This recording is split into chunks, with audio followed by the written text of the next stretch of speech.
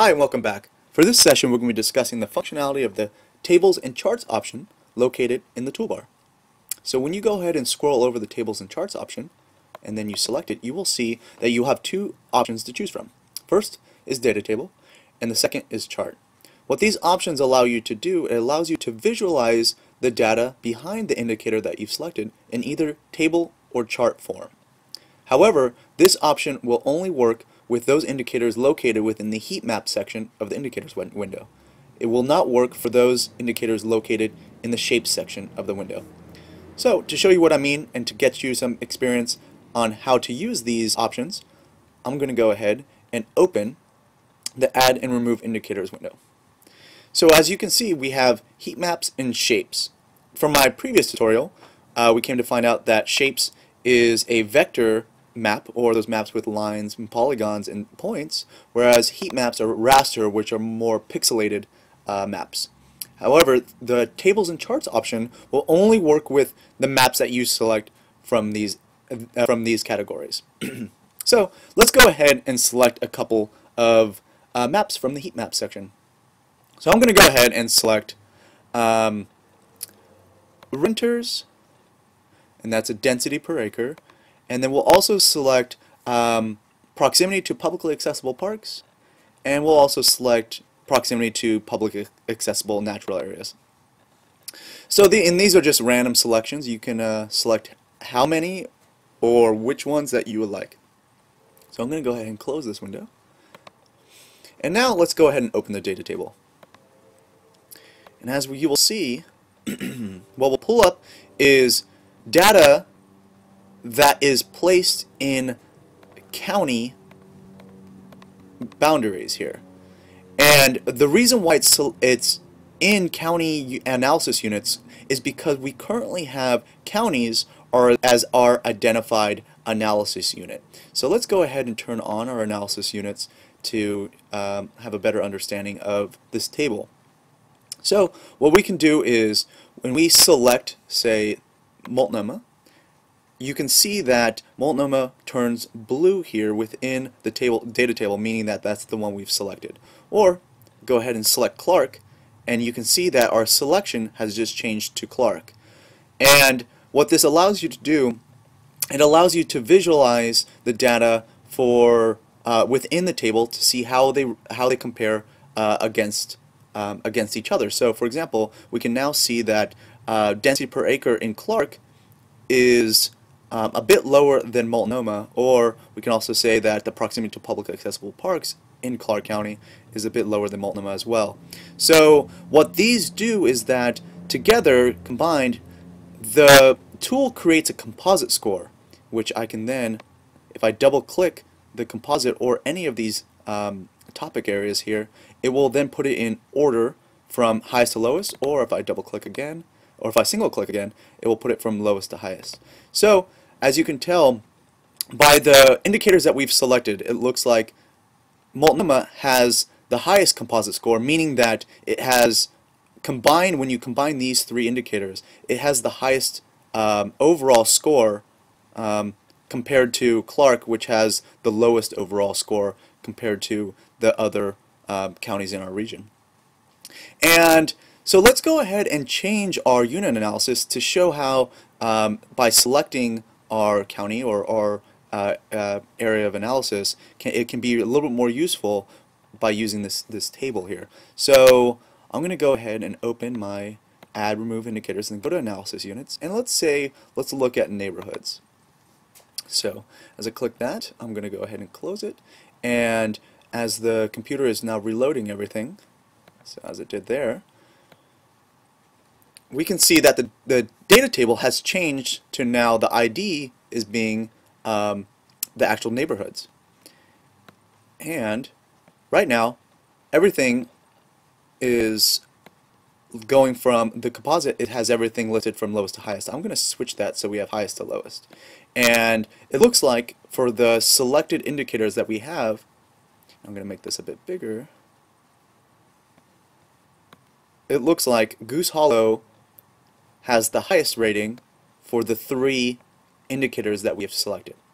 However, say if you're not interested in Goose Hollow or but you're really interested in a specific specific neighborhood in particular. So say if we're interested in Hazelwood, we can go ahead and highlight Hazelwood, select it, and you can see that the table jumps directly to Hazelwood, which allows you then to see how it compares to the rest of the table. So Hazelwood now has a composite score of 64, which seems to fall right in the middle of all the neighborhoods here. However, say if you are looking at the table and you see, for example, Pleasant Valley, and you want to know, and you're not really sure where Pleasant Valley is, and you kind of want to see where it's located on the map, you can go to Options here and click Auto Zoom to Selected. So when you click that, now we can click Pleasant Valley, and the map will zoom into where Pleasant Valley is located. As you can see here, this is Pleasant Valley right here. So the table does offer some functionality in terms of zoom and in terms of creating an order or sorting your data table. So I'm going to go back to our normal zoom extent here, and yeah. So this is the functionality of the data table. It allows you to compare the data along the lines of its neighboring analysis units, and it allows you to zoom in to specific locations that you might be interested in looking at. If you want to export this data table and into a JPEG or a PNG file, which will show the table as you have it currently in the window, what you do is you just go to Export in the toolbar and then click Export Data Table. Then it will give you options on where do you want to save it, how do you want to, or what file you want to save it as. And once you save it, it will save this data table as, again, either a JPEG or a PNG file. So let's now go to our charts. So the charts, what it does, it offers you a couple of different options. First off, you enter as the chart being a column chart. The gray here is the regional average for the indicator that we're looking at. So right now we have 3 indicators listed within our chart here, which are the 3 that we have selected for our table of contents here. So what it does is right now we're only looking at Northwest Industrial. So say if we want to look at Fairgrounds, or if we want to look at North Salmon Creek, you just scroll over which neighborhood that you're interested in. See if we go back to Hazelwood here, you can see how it compares to the regional average. So we'll say University Park right now. University Park right now, compared to the regional average, is a bit lower in renters density per acre, a bit lower to proximity to public accessible parks, and slightly higher to proximity to publicly accessible natural areas. So this allows you to see, in comparison to the regional average, how each neighborhood or your specific analysis unit that you select compares. If you like this chart, you can then export it by selecting the export chart, and again this will export it as a picture file into the computer file that you select. So this chart is just one of a numerous amount of charts that you have to select from. We also have a bar chart, which puts everything in a bar chart, similar to the column chart that we had, but it just goes from left to right horizontally. An interesting one is the radar chart. So the radar chart creates almost a spider web-like chart. However, this chart only works when you have 3 or more indicators selected. So if you currently have only 2 indicators selected, or even 1, you'll see that this chart will not be working. It needs 3 in order to do the functionality that it's meant to do. What it does is, you can see that the gray here is the actual data points that you're looking at. So we'll say Kenton, for example, is pretty large, and you can see that for Kenton, so we go back to Kenton here. Oops.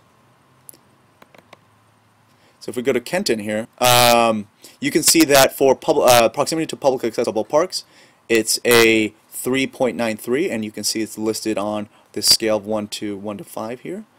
And then for public accessible natural areas, it's a 2.97.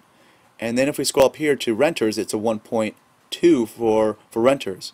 However, below it, which is kind of hard to see right now, there is a pink shaded area, and that pink shaded area, so if we go to Forest Park, for example, you can see the pink shaded area for Forest Park is kind of laying behind it, and what the pink shaded area is, it's the regional average. So you're able to see what say we have Forest Park listed right now, is compared, how it's compared to the regional average. So this is what the radar chart does. If you don't like the kind of the regional average in the background, you can turn it off by just selecting Show Mean Line. This will eliminate that from your view. Again, we have a line chart, which the blue represents the area that you're looking at, whereas the kind of pinkish gray will highlights what the regional average is. Again, you can remove that regional average just by unselecting this box. And lastly, we have an area chart, which allows you to see the pink being the location that you're looking at currently. Oh, I'm sorry, the pink being the regional average, and then the gray being what you're looking at currently. And so if I unselect the mean here, it actually changes your view to a blue color. So this allows you to see how your selected area compares to the regional average of the Portland metro region. And again, if you wanted to export any of these charts, you just go ahead and select Export Graph here, and it will export it as a picture file. So that is all for this segment. Next time we'll be discussing another portion of the toolbar. Until then, thank you.